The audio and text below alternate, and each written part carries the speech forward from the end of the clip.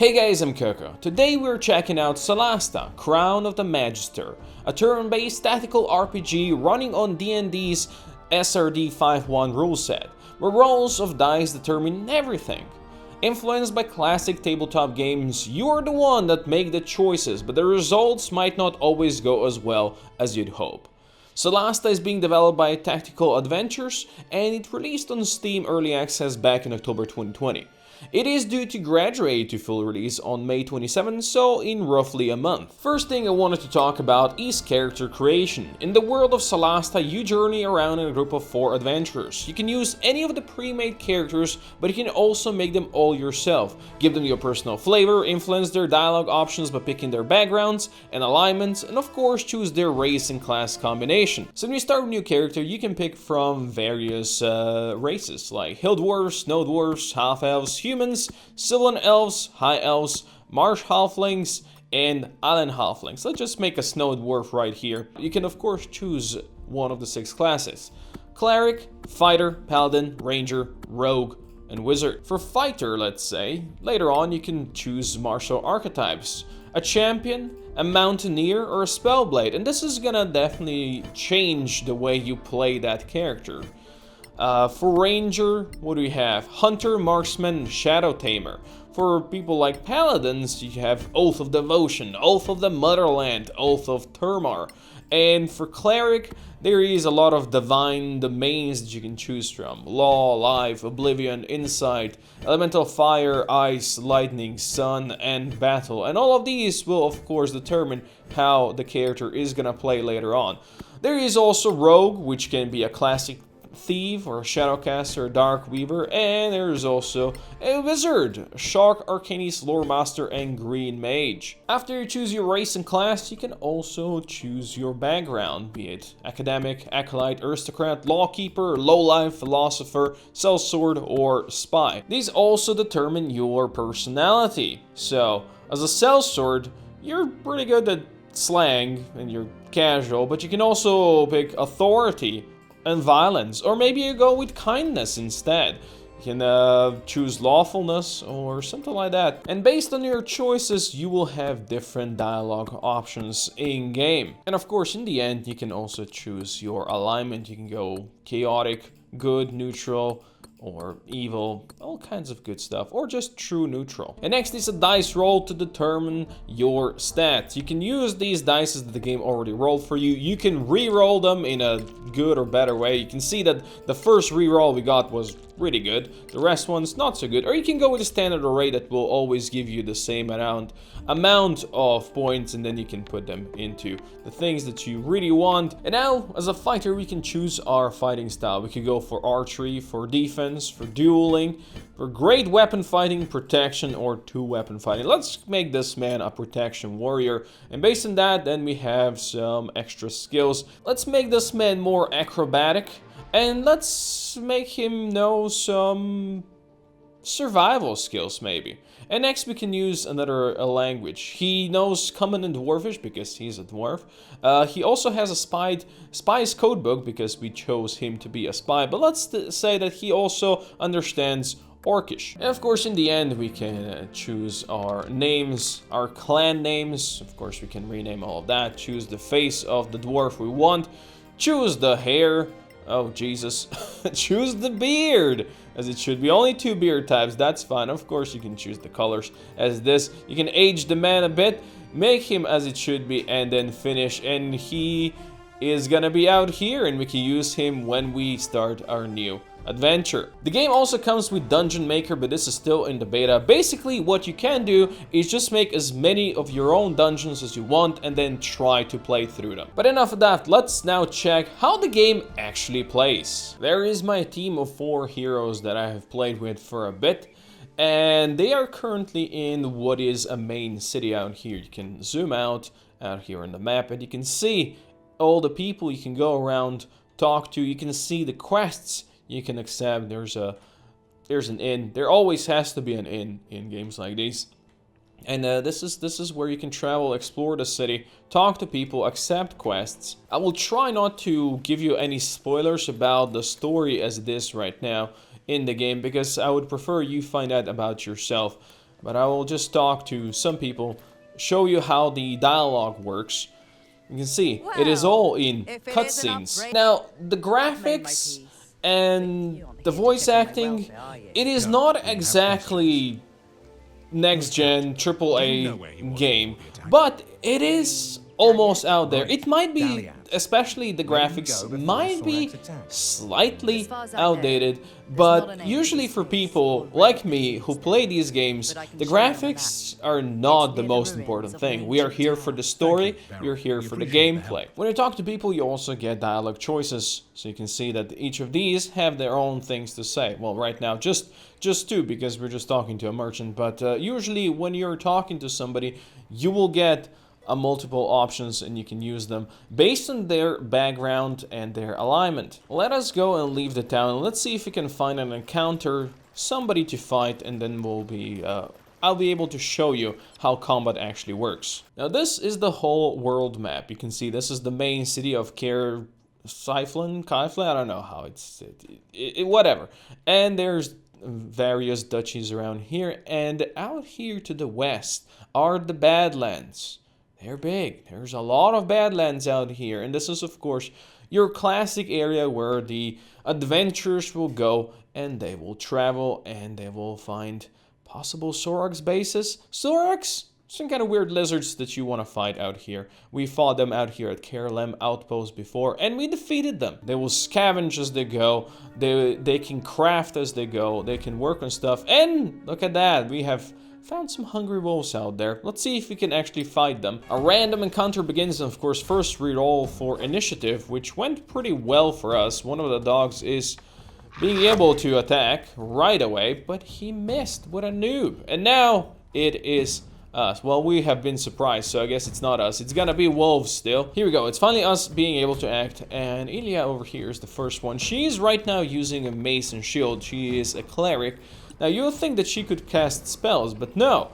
Because she's using a mace and shield, she cannot cast a spell right now because she doesn't have a free hand. So switching to crossbow makes her being able to cast something because she has a free hand. So that's something we could do right now. So let's maybe just blast our allies. We can go for 3 and we'll just blast all of our allies. And she's gonna use a blasting spell and make them easier to hit anything like that. Let's end the turn, and now we have our warrior. He is our tank, Mr. Stone over here, and I think the best thing right now he can do is just smack this wolf. Rolling 15, dealing 3 damage.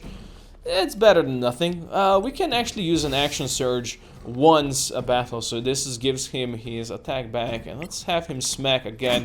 Oh, that was a roll, 20, dealt 15 piercing damage, and that wolf is now dead. Good stuff. He could also use a power, which would be second wind right now, but he doesn't need to because he, of course, hasn't taken any damage yet. Now, here comes our mage. Let's cast some spells. Now, cantrips are the spells the mage can use as much as he wants. This is never gonna go out, but as is tradition in games like this, you also have your special magic abilities that you only can use a couple times until you rest, until you do a long rest. So stuff like Thunder Wave, Charm Person, Magic Missiles, Sleep, Flaming Spheres, and Invisibility. You can only use these a couple of times before you have to rest, so choose them wisely. Let's just use the classic magic missiles, and these are pretty good hitting, so we're gonna use them on a wolf that has the most HP. Oh, we can, let's actually use all of them on the wolf and see how it goes. That's a dead wolf. It dealt 14 damage in total, so pretty good. Now, this is our Thiefling, this is our ranger. He, of course, specializes in range attacks, but since he's right next to the 2 wolves, he's gonna have a penalty because the enemy is right next to him. We could, but still, since they don't have much HP, we should just work on one of them, see how it goes. Let's shoot the one right in front of your face. And it dealt enough damage. Good stuff. Cast a Hunter's Mark for this one for the next turn before we go. And now it's gonna be the wolf's turn. He's gonna act, and let's see who's gonna attack. He attacked Ilya. He missed. What a noob. And you know what? Let's switch back to your mace and shield and just punch it. And she missed. She said you suck. Let's get our warrior in here. Let's start seeing if we can flank this creature and just smack it. And that is Hunter's Mark taken. And we got some XP. We did it. We can get the loot. Probably not much. There's an arrow. Amazing. It is nighttime and we have been ambushed and encountered some giant eagles. Oh, apparently they are surprised. Okay, well, I'll take that. They are still quite far away. There is no way we can actually hit them with any of our spells, can we? No. This is too far away.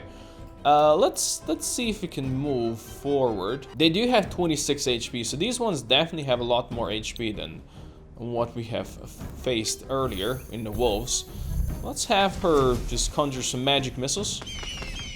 Good damage right there. I like it. I kind of want to move my tank as close as possible. Now, usually, or very often, you can use the terrain to your advantage, and you can have something like this. You can see there's a way to hide behind this, and you get full cover. Of course, versus eagles, full cover is not really gonna do much right now because we are in the middle of the goddamn road. So there ain't no cover. Let's end the turn and let's see what the eagles are gonna do. You can see they're flying in.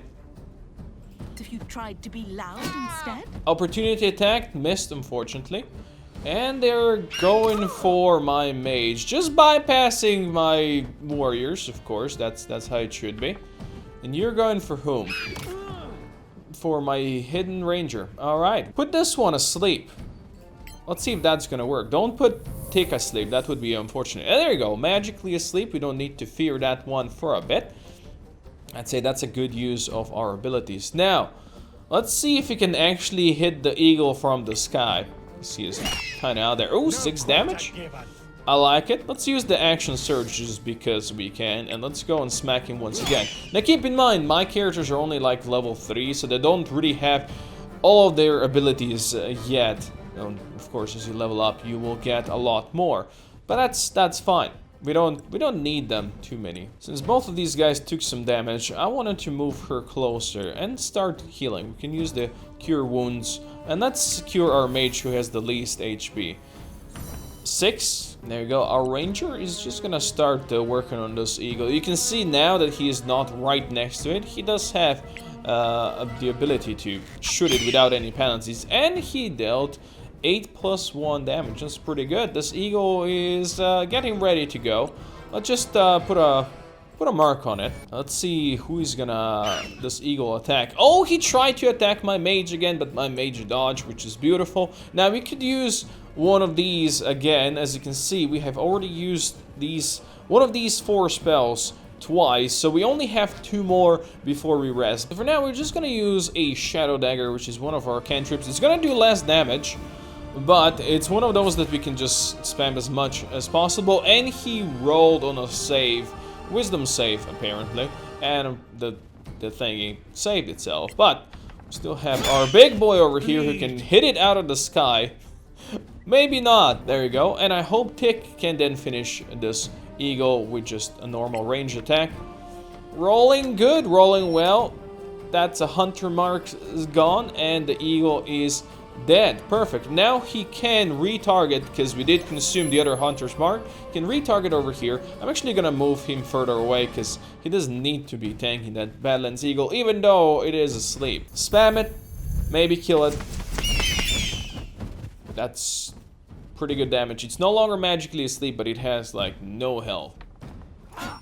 Hey, let's go. Victory! And now we enter the ruined tower, the one that we wanted to go here, and we are here to explore this whole side, this excavation site. As I said, I don't want to spoil anything story-based, so if there's anything like that, I'm just gonna cancel. But looks like we have a camp, and since I said I don't want to spoil anything, I'm not gonna go in here into this camp and show you what exactly can happen. But we, of course, wow, I can't zoom in now because we are too high. You can use the cautious ability whilst you're out of combat to get closer and then get some sneak attacks. But since we don't know if these guys are enemies or not, We're just gonna observe them for a bit. And I just wanted to say that please keep in mind Solasta is still in early access. So it's not yet feature complete. But the full release is right around the corner. So if you want to support the devs, the price is 40 euros right now. It might be a bit steep for a non-like AAA game. But hey, I do hope you enjoyed what you've seen. I hope you will take a look at it. Because it is, in truth, a tremendous RPG, especially if you like tabletop games. It is true to its name. It's the way it is.